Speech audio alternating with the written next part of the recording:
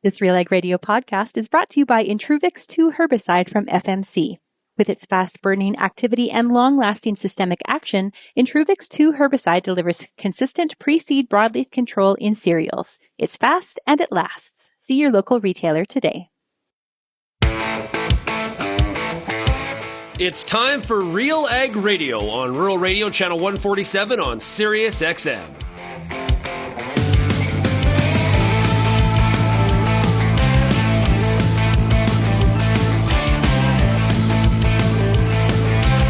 RealAg Radio and RealAgriculture.com is your home for insight and analysis of the issues that are impacting your farm business. Let's get real and get connected with RealAg Radio.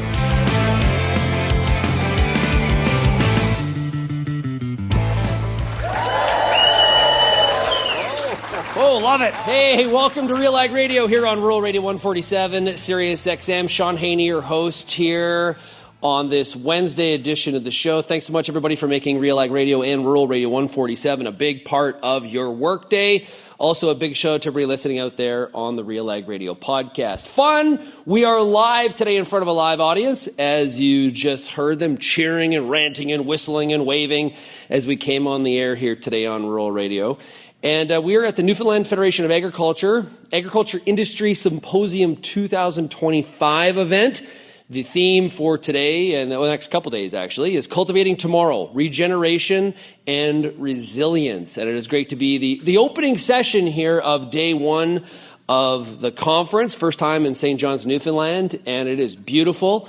Yesterday it poured, today it's snowing. I'm not sure what the afternoon will bring us, but this is exactly what I expected. It's funny, as I said I was coming here in the end of January, many people said to me, well, I hope you get home.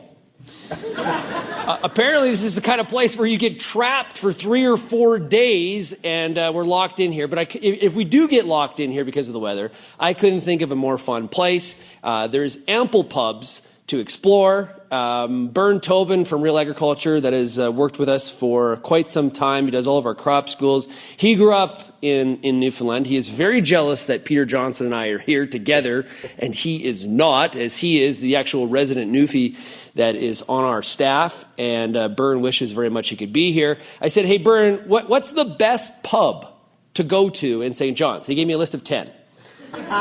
So I'm not sure how many there are, but it was hard to whittle it down to a small list. I think for some people in Canada and the United States, when they hear Newfoundland, they don't necessarily right away think of agriculture. But there is in the reception last night, there is a lot of things happening in Newfoundland when it comes to agriculture. And, they talked about last night at the reception some of the opportunities for growth and how there's 150 people here in the room. It is a great turnout. I believe it's a record turnout for the symposium, which is fantastic. I pulled, these weren't things from my memory bank. These were little things I Googled in terms of Newfoundland agriculture, just to help out our audience. The audience here knows all this stuff very well, but the audience listening on Sirius XM might not. So, short growing season in Newfoundland and Labrador, frost-free period of 80 to 120 days. So, fairly tight growing season, which obviously spells why some of the crops that are grown here and which ones are not.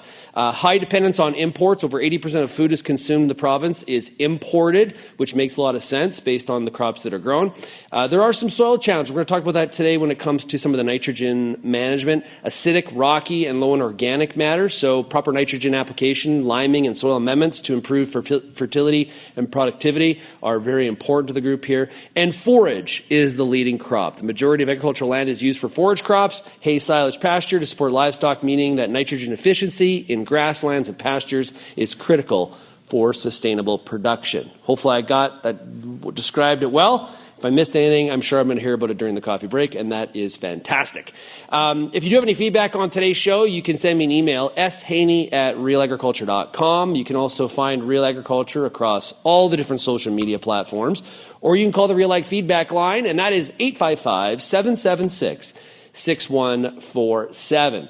We've got a great set of panelists here today to talk about nitrogen management. We've got Shelly Woodworth with Cavendish Agri-Services, Dr. David Burton from Dalhousie University, And Peter Wheat Pete Johnson will be with us as well, who is a regular on RealAg Radio here on Rural Radio 147. Okay, so what we're going to do is we're going to take a break. And when we come back, we're going to get to our panel. And when we get to the panel, we're going to start off talking about some of the nitrogen practices and what's important from a Newfoundland perspective when it comes to this topic. You're listening to RealAg Radio here on Rural Radio 147, Sirius XM.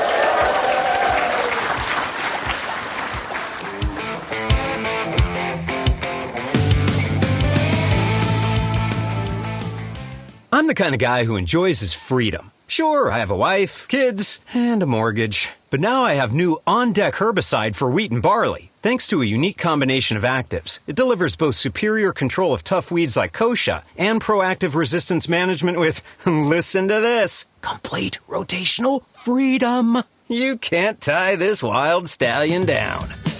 Spray for today, plan for tomorrow with new on-deck herbicide. Visit your retailer or Corteva.ca to learn more. The Canola School on RealAgriculture.com is your one-stop shop for everything a canola grower needs. Check out our free video series on YouTube for all the latest in canola agronomy, research, marketing, and more. Don't have time to watch? Download the podcast version of the Canola School on RealAgriculture.com or anywhere you download your podcasts.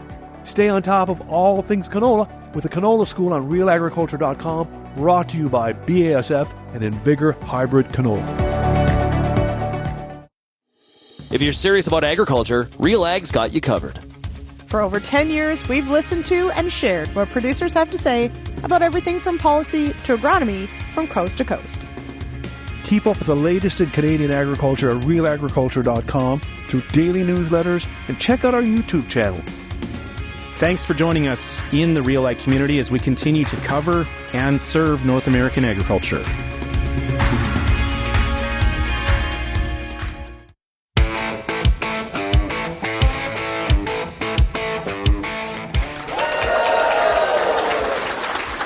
And welcome back to RealAg Radio here on Rural Radio 147, Sirius XM. It is great to be with you here from St. John's, Newfoundland. We're at the Delta and having a fantastic time with a lot of really, really great farmers from across the province. We're at the Agriculture Industry Symposium with Newfoundland Federation of Agriculture. It is great to be with this whole group. There's a lot of innovation and things that are happening here in the province of Newfoundland. We're going to expose some of that from a nitrogen perspective here with our panel.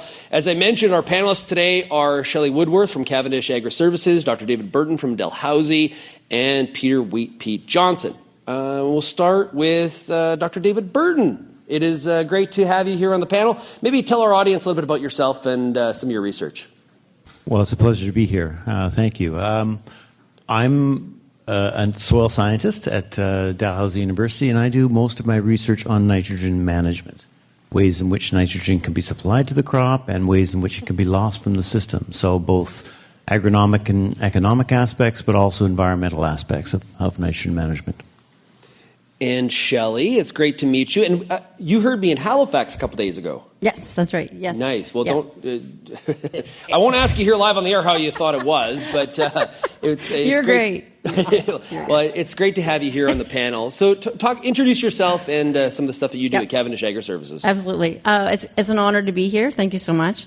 My name is Shelly Woodworth, and I work for Cavendish Agri-Services, based out of Nova Scotia, in Annapolis Valley. I'm by no means an expert. I'm definitely sitting in between two of the best. So I'll just put my little topics in when I can. I've been an agronomist for almost 30 years now, and we help growers from grow A to Z, apples to zucchini and grain crops, everything in between. So I'm really happy and honored to be here today and to learn and grow with you guys. Well, it is great to have you here as well. And also a man that needs no introduction. He followed me here to St. John's. Maybe I followed him. That's more like it. It is Peter Wheat Pete Johnson. You heard him last night at the reception. Had a tall order of trying to present to a bunch of people from Newfoundland who are trying to network and talk and have a few drinks. And he did a great job. Pete, it's great to see you here in St. John's. And it's absolutely awesome to be here. Thanks so much for being invited to this. I'm honored. It's my first time to the Rock, which at my age is absolutely unacceptable as a proud Canadian. So I apologize for that. but it sure would have been nice if they could have invited me in August rather than January. I have to agree. It was that's quite the weather out there. It's living up to the reputation. It's good though. It's Canada. It's wintertime. Have a nice day. It doesn't matter where you go. The weather can be nasty, right? Absolutely, as it can anywhere. When I was in last week, Manitoba Ag Days were on in Brandon. I think it was like minus 50 or something like that. So, yeah. Yeah, even Ontario, we've had some minus 25s and 26s, so it's been a tad chilly from that perspective. We're a little worried about the winter canola. Winter canola at those temperatures with no snow cover can be just a little sketchy, but we're hopeful. We'll just wait and see. Good test of winter hardiness. So, David, let's start off with you. Okay, nitrogen is really a cornerstone of any cropping system, here and anywhere, but it's also a major focus for things like sustainability and efficiency from a cropping perspective. How would you define the biggest challenge farmers face when it comes to nitrogen management today? Well, I think what farmers are really struggling with is understanding where all their nitrogen comes from. So they understand the fertilizer piece, but they don't necessarily understand how much of that manure or organic amendment they're putting on is going to be available to the crop and how much is coming from the soil. So part of it is understanding and putting a number to all the various sources. And also we're inundated with a whole lot of new products, enhanced efficiency fertilizers, and understanding how they can work to optimize the nitrogen delivery to the crop. So I think some of those are the challenges that farmers are trying to get their heads around right now. Yeah, Pete, how would you view that?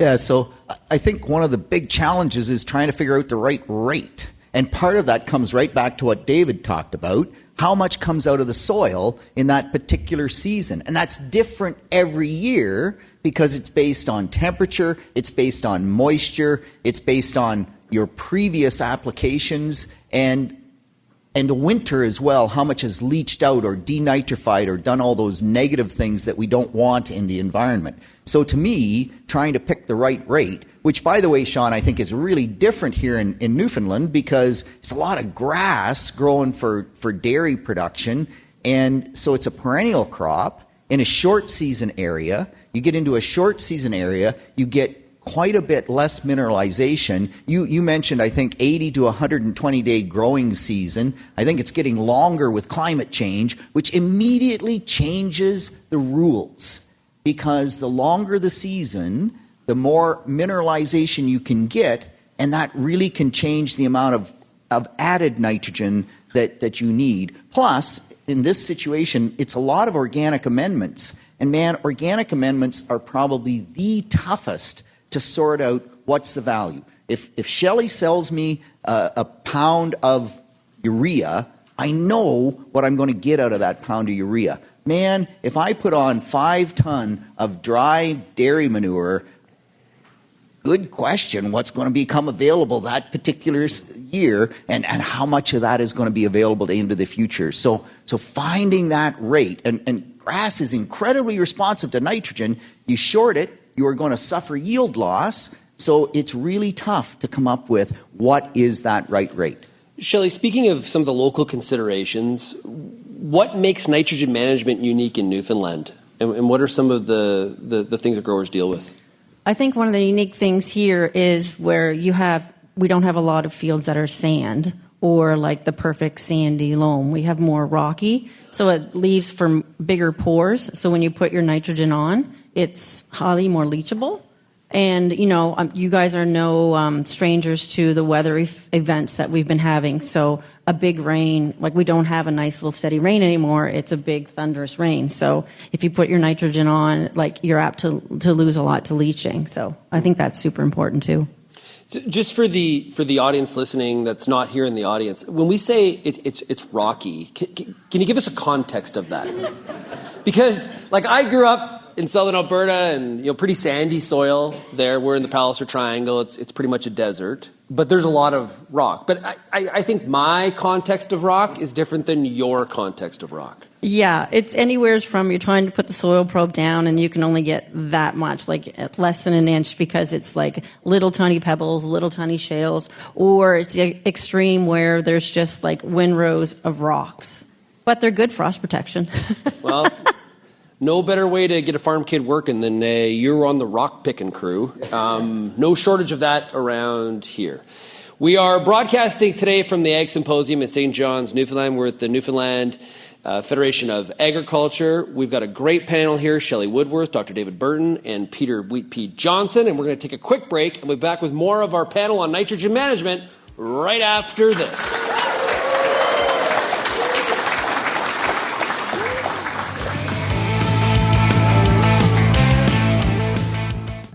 Lima Grain Cereal Seed brings you best-in-class performance for winter and spring wheat, including 12 national wheat yield contest winners in 2024. With the most extensive coaxium portfolio and over 15 top-performing varieties, Lima Grain delivers superior genetics to control grassy weeds when you need it, fall or spring. Boost your yield potential today. Visit limagraincerealseeds.com or call your LCS Regional Commercial Manager for more info. Before you get back in the field this year, spend some time with the Corn School on RealAgriculture.com. Get all the information you need on hybrid selection, planting depth, crop inputs, and more from a wide range of industry experts. A massive library of video content is available on demand when you need it most. Spend your time outside of the field, inside the classroom, with the Corn School on RealAgriculture.com.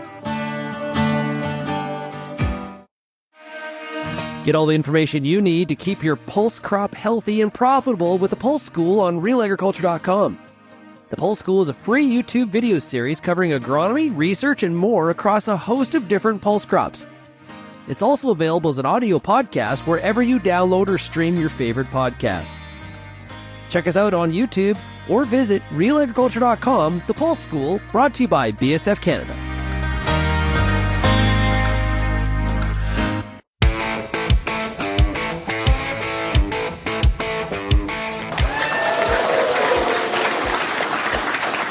And welcome back to RealAg Radio, here with the Newfoundland Federation of Agriculture. We're in St. John's, Newfoundland, and having a great time. We got a great panel talking nitrogen management. I really appreciate the opportunity to be here. So we've covered kind of the general concept of nitrogen management in the province. Let's now talk about some emerging technology. So, Pete, there are many new tools available, like precision ag technologies, enhanced efficiency fertilizers are an opportunity for some growers. Which innovations are making the biggest impact when it comes to nitrogen management, in your opinion? Yeah, so Shaun, it's a really great question. And I think one of the things that in Newfoundland you deal with the greatest is the variability in the soil. And you have to get a handle on that before you can do a good job of nitrogen management. And Shelly talked about the shallow soils, but there's also some really deep mucks that you deal with, the bogs that you're farming. And so it's a totally different scenario. And from that standpoint, Shaun, I really do think that having a better understanding of the soils, and we're getting so much better with that, with things like Groundworks or SWOT maps or the soil optics system, where we can get a better sense of what is the soil, what is the soil variability. As we go across those shallow soils, we get the spots where we get that inch, and then we move 20 feet and we might get 6 inches, and that makes a huge difference. So once we can understand that soil variability, then we have a lot better understanding of what the potential mineralization is in that, what the potential productivity is, and we can match that nitrogen need to that soil much better. So I really think that it comes down to our understanding of the soil and those precision tools that are being developed. And if we can use those, we'll do way better in terms of our nitrogen management. Yeah, and David, last night when you and I were chatting after the reception, we were talking about some of your research and trying to bet that closing some of those next gaps in terms of understanding some of the amounts of mineralization across the different crop types. Yeah, we're trying to translate our knowledge of some of those soil properties and how they change in the landscape into better predictors of how much the nitrogen the soil is going to supply, and give predictive tools to producers so they can understand and quantify that and keep track of it. So as they enhance their soil health, they're going to be building up the nitrogen supplying capacity of that soil so they can actually measure it and use that as part of their nitrogen rate recommendations. So I think that's a really important innovation.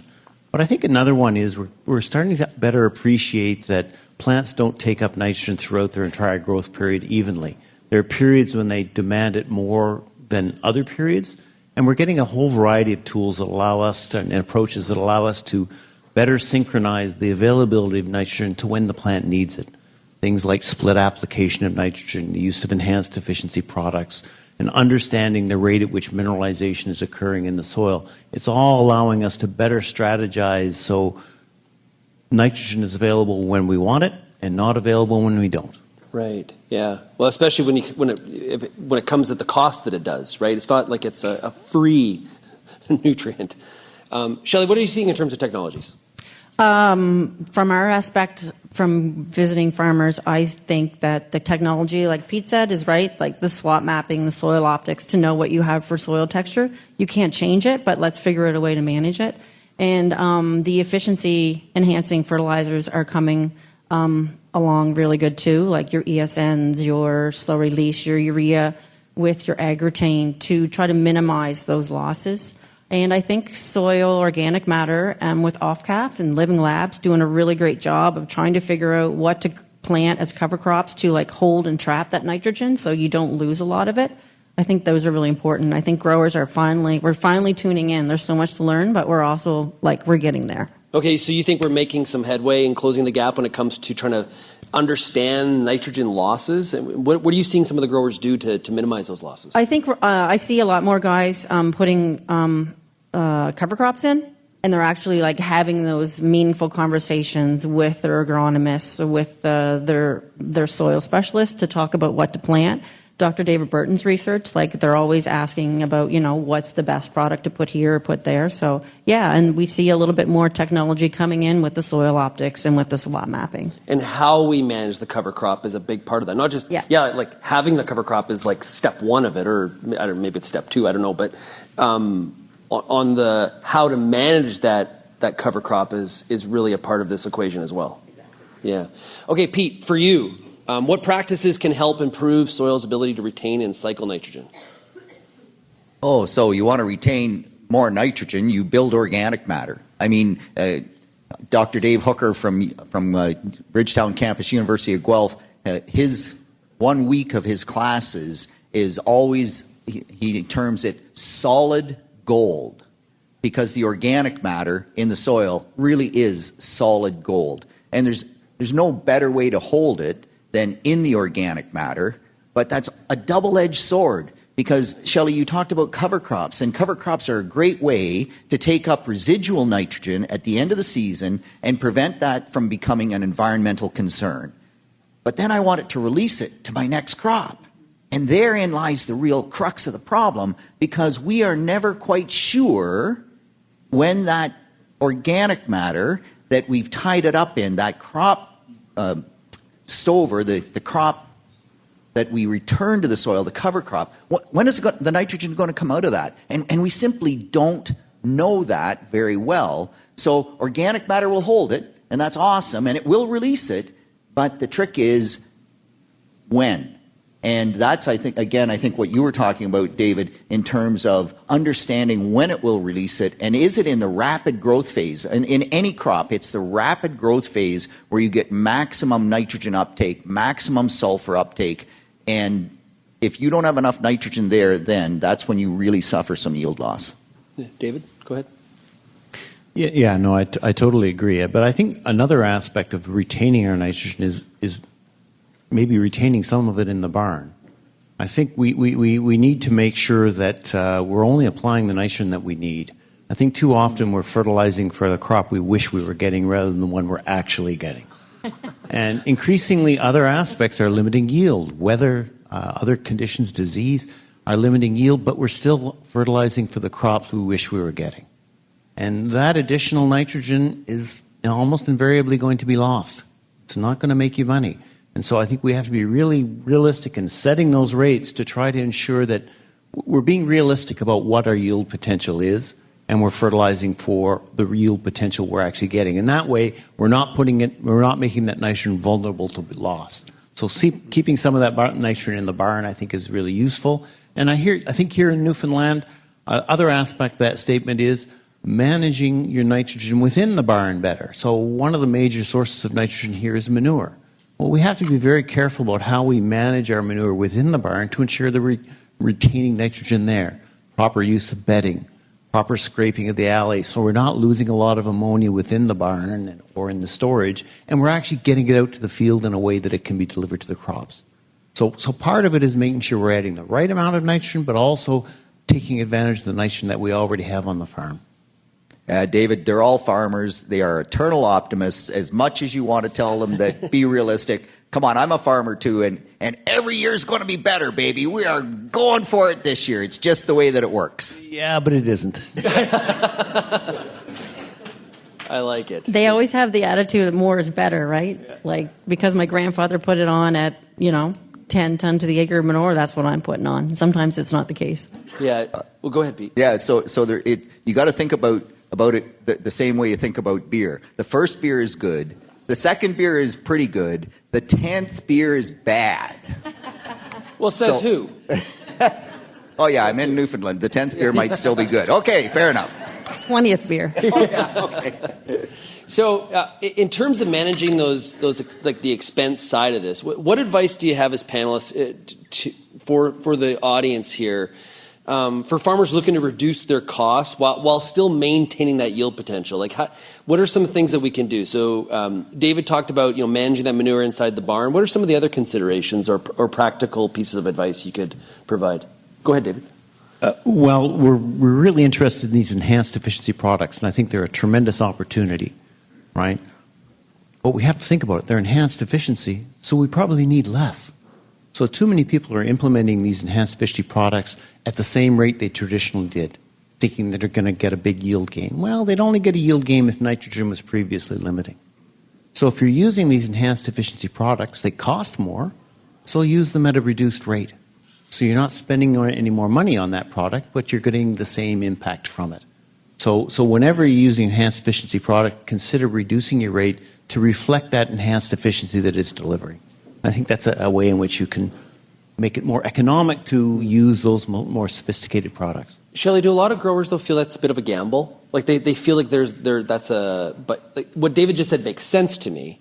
But do growers view that as like a risk that they're taking? Because I'm really assuming that this product is going to work to its fullest extent, and if it doesn't, I've just actually hurt my yield. Yeah, farmers are very leery about using new products because none of us really like change. And it is a totally different way of thinking. Like, urea at 200 pounds to an acre is very different than an enhanced efficiency product at 200 pounds. And it's also trying to put it on at the right time, like at the vegetative stage. Like some guys will come on too late. They'll see their crop, whatever they're growing, turn yellow and automatically put on nitrogen while you've already lost yield. We said what our short growing period is here. We have to make sure that plant is happy and healthy throughout the whole entire season to maximize every single day. So I think using your nitrogen right at the right time, the 4 hours basically, is super important. Yeah, Pete, do you want to? Yeah, and so my only comment would be in a primarily grass-based production system with manure, how do you apply it right? Because we want to incorporate that manure, but it's pretty tough. Particularly if it's dry manure, how do we inject dry manure? I mean, if it's liquid manure, we can use dribble bands, and dribble bands are far more efficient, and we can go on, kind of late in that time frame, just before that rapid growth phase, and that can work. But you start talking about dry manure, particularly and carbon to nitrogen ratios start to play. So poultry manure, totally different than dairy manure, but it's very difficult because that nitrogen in the manure needs to be in the soil when the rapid growth phase happens. I can't inject it. I don't want to drive over the crop right before it gets into stem elongation and leave all those tracks in the field. So it's a real challenge in this environment or in this production system or that production system to do the best job possible from a nitrogen management standpoint. Yeah, and I think it's really important to differentiate between liquid manures and solid manures. So liquid manures are mostly ammonia, so they are immediate nitrogen sources, and they can be relied upon to deliver short-term nitrogen. Solid manures are much more a longer-term nitrogen source. So they're going to provide it, but they're going to provide it over the longer term. So you're right, the timing of that application of the solid manure, the carbon content, the C/N ratio of that solid manure is really important in trying to decide when and how much nutrients going to become available. Okay. Shelly, anything to add on that? Only to add a little bit further is like if you're using solid, like say poultry manure or dairy manure, you just don't know when it's going to be mineralized and released. That's the gamble that farmers are like, okay, I'll just put some more nitrogen on, because you don't know. Yeah, the poultry manure is way more consistent because it's very, very high ammonia content. Dairy manure is the worst. Hog manure is kind of in between, and that's all to do with just how much available ammonia or ammonium is actually there. And so, all manures are not created equal. That's the bottom line. It seems like that should be on a T-shirt. Not all shit's created equal. Hashtag RealAg. So we've talked about soil type, crop, the different kinds of manure. We haven't talked about the weather. That's a variable here too. Shelly, what are some of the considerations farmers should have in terms of planning their nitrogen intentions on either extreme or in between? Heavy rainfall, less rain where you consider it a drought for the area. What are some of those considerations? I think if we all had a crystal ball, we would do a lot better at managing nitrogen, but that's impossible. So I think, again, what I said before about whether we get an event now, we don't get half an inch of rain anymore. We get like inches of rain. So that's where the new types of fertilizers, the time release really comes into play. And I think we're going to see a little bit more of a shift of farmers using those to manage those weather events, because Mother Nature, she's a woman. I think she's in menopause too, because she's all over the map. Disclaimer, Shelly said that, not Shaun Haney, the host. Yeah. Go ahead, Pete. Mother Nature is not all that motherly is what you're really exactly. saying, right? Yeah. No, she's not. Okay, David, weather? Well, I think one important tool is not putting all your nitrogen up front, because then you're putting all your chips on the table right away. So I think things like split application, and I think increasingly we're going to start hearing people relying more on foliar applications. So we can see how the weather's progressed, how the season's progressed, how did the crop set, and then we can come in with some additional nitrogen that responds to the growing conditions of that year. Now, I know for wheat and whatnot, sometimes that period of opportunity is very brief. You need to have, establish the crop early on, and it needs early nitrogen. But for some crops, like corn and potatoes, you have an opportunity to really see how well the crop's doing before deciding how much supplemental nitrogen you need. So being very conservative at first, so you only put down what you need to get it established, but then deciding how well is the crop doing and responding later on in the season to provide the nitrogen that the crop's going to need, but not excess nitrogen. Putting it all up front, you're gambling more than if you're putting it out on multiple occasions. Yeah, and from that perspective, the easiest way to prevent loss is split nitrogen application. If you split your nitrogen application, that's 50% reduction in your environmental impact. The challenge is, if you didn't get any loss, then it's an added trip over the field at no added gain. So it is a bit of a challenge from that standpoint, but it's like buying insurance, because as you say, David, it really does give you that chance to say, is the weather this year conducive to a good crop? Am I in Lethbridge and it's the fourth year of drought and my crop is not going to be good, so now I'm going to put on far less in that second application. You can be a smarter farmer if you use split nitrogen applications. And that's one of the best ways to have a positive environmental impact as well. So that's the real key from a fertilizer nitrogen standpoint. It becomes tougher when we move into the manure world to do that, just from that perspective, right? It's not as easy. Well, we're broadcasting today from the Newfoundland Federation of Agriculture meeting. It is the Ag Industry Symposium 2025, Cultivating Tomorrow, Regeneration and Resilience. And we'll be back with more of our nitrogen panel here on Rural Radio 147, Sirius XM.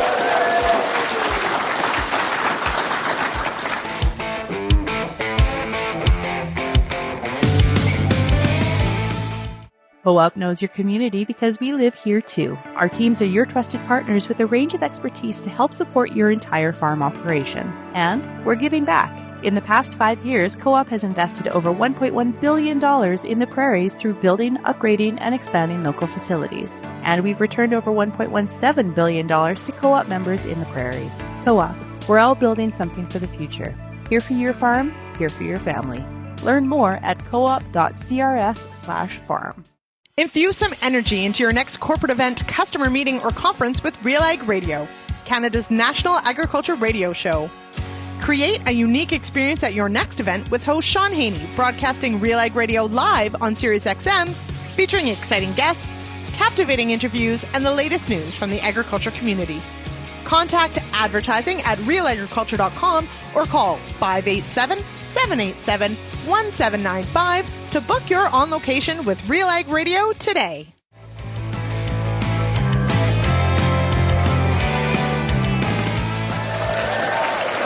And welcome back to RealAg Radio here on Rural Radio 147 to Sirius XM. We're in St. John's, Newfoundland, and honestly, we're having a blast here. This is a great nitrogen panel. Really appreciate the opportunity to do this out here in Atlantic Canada and on the Rock. And we've got a question from the audience. Like, enough of my questions for the panel. Let's get to the audience questions. Sir, introduce yourself and what's your question? My name is Gerard Walsh, and the question is, you're talking about manure. Now, in the farms where all the manure is collected, the cows are fed dewormers, keep the worms out of the cows. How is that chemical affecting the nitrogen production in the manure? I'm not sure it's the right question I'm asking, but... Sorry, Shaun, I didn't quite catch the question.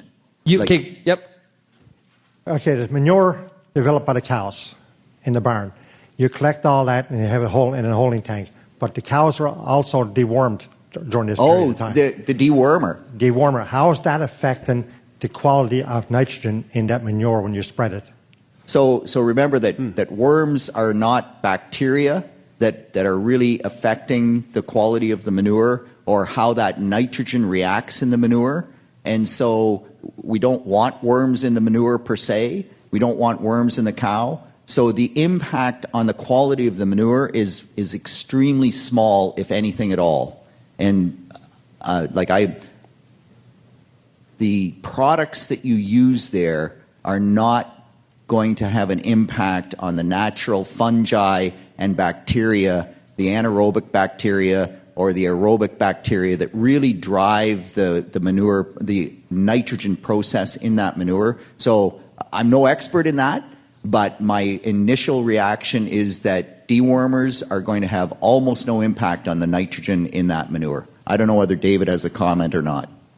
Yeah, I'd agree. I mean, one of the wonderful things that soil does for us is it has an incredibly diverse microbial community that can metabolize all kinds of compounds. So oftentimes a compound like that, by putting the manure in the soil, it gives the soil community the opportunity to degrade that and get rid of that compound. And so I think it would not impact the mineralization and the supply of nitrogen from the soil. In fact, that material would be consumed by the soil bacteria and fungi, and it would reduce the environmental impact of that material.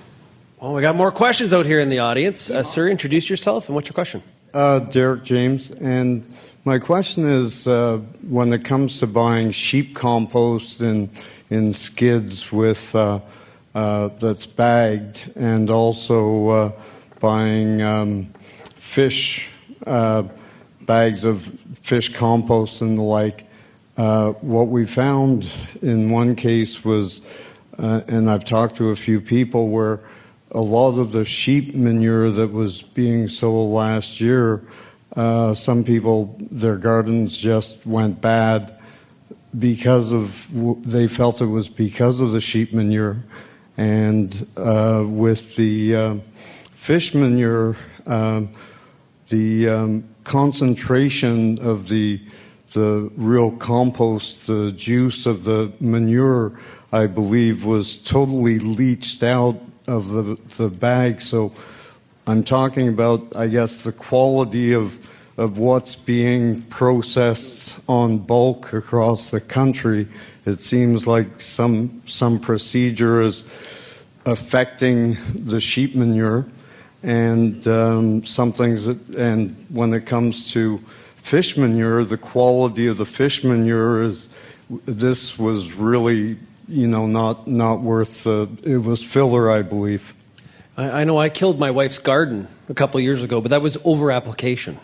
Yeah, so we buy commercial fertilizer, and it's pretty easy to say that urea is 46% nitrogen and potash is 60% potash.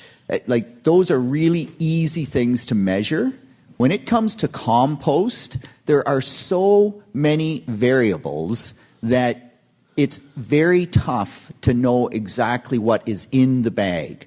And I'm not at all surprised that you get variability, and I'm not sure the facility it's coming from. A lot of the bagged stuff now that they sell at Home Depot or wherever, they actually will have a nutrient analysis on it so that they're trying to make it a more homogenized process. But if that was too raw a compost, then absolutely it can have too high a nitrogen. And if you have too high a nitrogen, you put that on your garden. Like the fish in particular, I expect would be very high in nitrogen. The sheep compost, if it's actually the other way and got too much straw in with not enough manure, now my carbon and nitrogen ratio goes in the tank and my garden doesn't do very well because it's starved for nitrogen. And so I'm not exactly sure in this situation, but compost is a real art. And if it's not done well, then you can end up with some really, really different products that you're dealing with. And so I just go back to the manufacturer and say, what did you do and what went wrong, or what process didn't happen that maybe should have? It's got to get hot enough in terms of making it and not too hot. Like, it really is a very, very precise procedure. Okay, so let's talk about some regulations and policies. Not sure we can have a discussion about nitrogen management without doing that. So, Shelly, with increased scrutiny on agricultural emissions, water quality, how do you see regulations evolving in this area from that aspect? And what should farmers prepare for in terms of how that impacts the use of nitrogen? Going forward, I think we might be regulated by nutrient management plans. So you take it to your professional agrologist and you're only allowed to apply this much nitrogen based on your soil type, based on your crop growing, making sure you split apply. I could see that coming down where everyone farming, has to live by their nutrient management plan. So like a CCA I'm going to get this wrong. Certified in 4R? CCA, Certified Crop Advisor. Yeah. And the nutrient management plans. I think is it law in Ontario now? In some regions? Yeah, absolutely. Yeah. So a CCA would have to sign off and say, okay, Harold, yep, your nitrogen plan is good. I sign off on it. Yeah, exactly, yeah. It's a site visit. It's looking at all your soil samples and what you're growing. And then you'd have to adhere to what that says. Interesting. Yeah, so that is the case in Ontario for large livestock farms in terms of having a nutrient management plan and then having that approved by the ministry, and also having a CCA involved in terms of developing that plan. In Quebec as well, you need an agrologist in order to have your nutrient management plan approved and that application made. In the UK right now, there are huge limitations on the application of even urea fertilizer. And you go what? Because that is the cheapest source, the main source. And the problem is that urea fertilizer has some environmental concerns. So now in the UK, as I understand it, you cannot apply urea without it being stabilized. It's now legislation. Oh, really? I believe that's correct. Wow. That they've gone that route. So to me, why do we need legislation? Let's be proactive and let's do the right things so that we don't get to that point where we need that legislation. And I don't know, I'm all about the carrot rather than the stick. And I think programs like OFCAF drive that really, really well. So they will help pay for enhanced efficiency fertilizer nitrogens. They will help pay for equipment at least it depends on what region you're in. I got to be a bit careful on that. But equipment to split apply nitrogens, and that carrot approach, Shaun, I like way better than the stick. I'm not a regulations guy.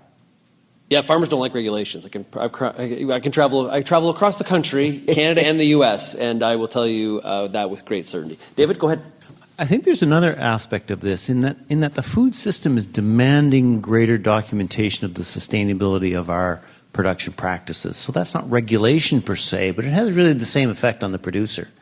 And I think the real challenge is ensuring that we turn that into a value proposition. So we're increasing the value of our products and we're getting paid for that value. And so I think one of the really critical things is as we develop these better management practices, we clearly document them so that they are clearly part of the value of the farm. We're not just producing wheat. We're producing wheat in a certain way that's maintaining the soil resource. And that creates a greater value. Now the challenge will be to get that value transmitted back up through back through the food chain to the producer. But I think that's what's going to be really critical, because I think producers would be a whole lot more interested in going to the time and effort of doing these better practices if they were getting paid for them. If they felt that increased the value not only of the resource they're managing, their soil, their farm, but also in the value they're getting for their product. And I think that's going to be critical. Yeah, and so, Shaun, we had the sustainability panel at the Ontario Ag Conference, the Southwest Ag Conference in January. It was really quite interesting. We had Nick Betts from Kansas, Canadian Association for Net Zero Agriculture, and we had Nick Williamson from Agris Co-op, and they had absolutely totally opposite viewpoints on that exact point.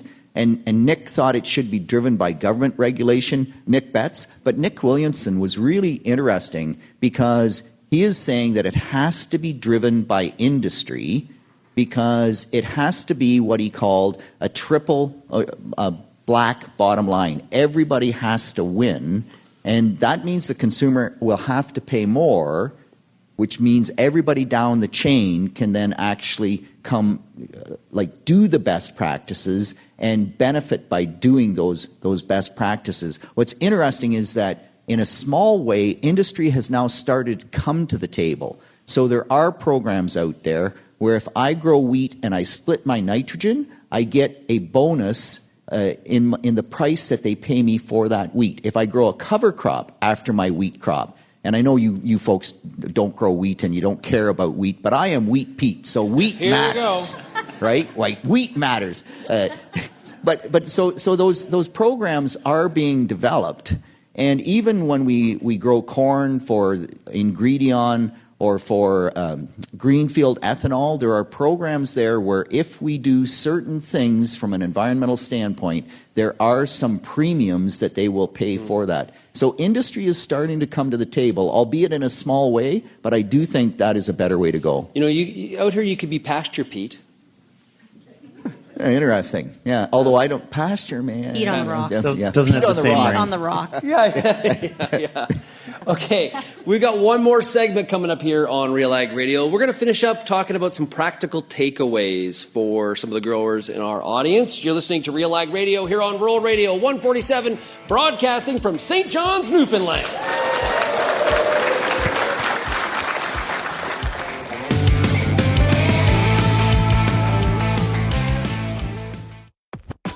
RealAg Radio is Canada's only daily radio show focused on agriculture. Get expert advice on Agronomic Monday. Tuesdays and Wednesdays will cover a broad range of issues. Thursday we'll hear from farmers across the country on the Farmer Rapid Fire. And we'll wrap things up Fridays with the RealAg Issues panel with Kelvin Hefner and Lindsay Smith.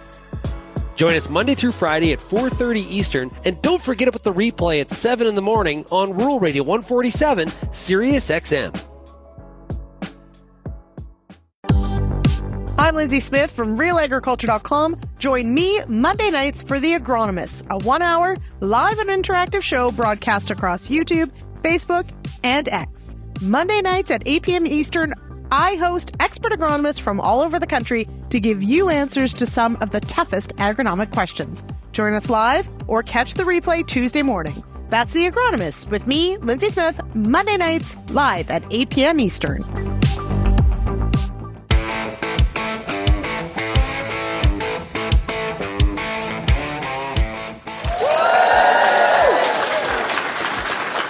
I love this live audience. This is fantastic. We're in St. John's, Newfoundland at the Newfoundland Federation of Agriculture meeting. It is Ag Industry Symposium 2025, Cultivating Tomorrow, Regeneration and Resilience. We've got a great panel here. We've got Shelly Woodworth with Cavendish Agri-Services, Dr. David Burton at Dalhousie, and Peter Pete Johnson of RealAgriculture. Okay, let's finish off with some practical stuff here. Shelly, we'll start with you. What's one piece of advice for improving nitrogen management that you want farmers to leave today with? Yeah, sure. Go ahead. What would come to mind? I think split applying. I think the days of putting all your nitrogen on up front, those days are gone with the new products that we have, with the weather events that we have. And I also think, like, just talking about regulation for 2 seconds, like, we need to advocate for ourselves a little bit better. Everyone here is doing a really good job, but the consumers and the people buying our food don't always know our story and how good you guys really are doing. So think we need to find a better way to advocate a little bit better for ourselves. Okay.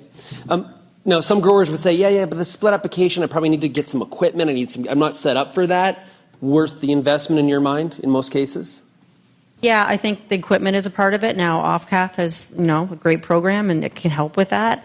And I think you work with your neighbor. Maybe he comes in. Maybe he has a technology. There's a ways to somehow figure out everyone is very inquisitive on how to get things done and just get her done. Yeah. David? So only use what you need and use it in a way that it's most effective. So more is no longer better necessarily. Yeah. Some cases it is, but some cases it isn't. So use what you need and use the kind of new tools like split application, enhanced efficiency products that will ensure that nitrogen is used most efficiently and gets the job done. Well, and to that point, though, spend the time and the effort required to know how much you potentially are going to need. I think that's sort of a gap for some people. Is they're going on. Shelly had sort of said we've always kind of applied this rate at this time and just kind of done it. You got to put some work in at the front end to understand what that number is. And that's where the professional agronomist comes in. And I think using a professional agronomist and getting good professional advice to help design, because nitrogen fertilizer is a pretty major expense. When you think, the cost of an agronomist, no, it's going to save you money in the end. So I think in working with a professional agronomist to really design a strategy that will make the best use of your nutrients is just a long-term winning solution. Yeah. Pete, what comes to mind for you? Yeah, be innovative. Split nitrogen is great, except that now we're in Newfoundland and the main source of nitrogen is manure. How in the devil do I split apply manure? And so you guys, farmers in general, are just incredibly innovative, and there is technology out there where they're actually trying to figure out ways to inject dry manure. I believe it's South Carolina or North Carolina State University is trying to do some of this, and wow. Because one of the big losses with manure nitrogen is when we surface apply. And so if we can inject it, and with liquid, there's certainly ways to inject it in grass pasture with disc injectors. Works really well in Europe. They're doing it all the time. So liquid, I think, is pretty simple, but certainly split apply. But remember that getting that manure in the ground automatically means better nitrogen use efficiency, and better nitrogen use efficiency means less environmental impact. So 100%. Be innovative, and Shelly talked about what the old doing it the same way over and over again is. What are the most dangerous words in agriculture? I have always done it that way. I thought you were going to say grow wheat. Oh my word! Sorry, that was too easy. But so think outside the box. I really do think that's incredibly important. And I think Shelly was also right in the terms of advocate for yourselves. It's not just advocate for yourselves with the politicians, because that's, as soon as you hear advocate, well, it's with the politicians. No. Advocacy is with the general population. If you can impact the people that live in St. John's, the people that live in Toronto or Vancouver or Montreal, If you can impact those people, their opinions will affect the politicians probably more than just lobbying at the political level. So know your story. I talked about it last night. You are an incredible success story. Do we have issues? Yes, we do. They are unintended consequences, and we need to deal with them. But don't be ashamed of what you do, because agricultural productivity is absolutely incredible, and we should all be proud of that. I want to thank the Newfoundland Federation of Agriculture for having RealAg Radio for this live recording of the show. It has been a lot of fun, fantastic. I was saying to my wife last night on the phone, we have to come back to St. John's. I would love to tour around. In August. I'll come any time of the year. Like I said, it's not a bad place to be trapped if the fog. I heard the fog is what you want to avoid. To avoid the fog. That's what that'll lock you in here. I want to thank our panel, Shelly Woodworth. We have Dr. David Burton and Peter Wheatpeat Johnson. Now, if you have any feedback on today's program, you can send me an email, shaney@realagriculture.com. You can also find Real Agriculture across all the different social media platforms, or you can also call the RealAg feedback line. That number is 855-776-6147. I want to wish all the attendees here a great conference the next couple days. Cultivating Tomorrow, Regeneration and Resilience. And thank everybody for getting real and getting connected with RealAg Radio.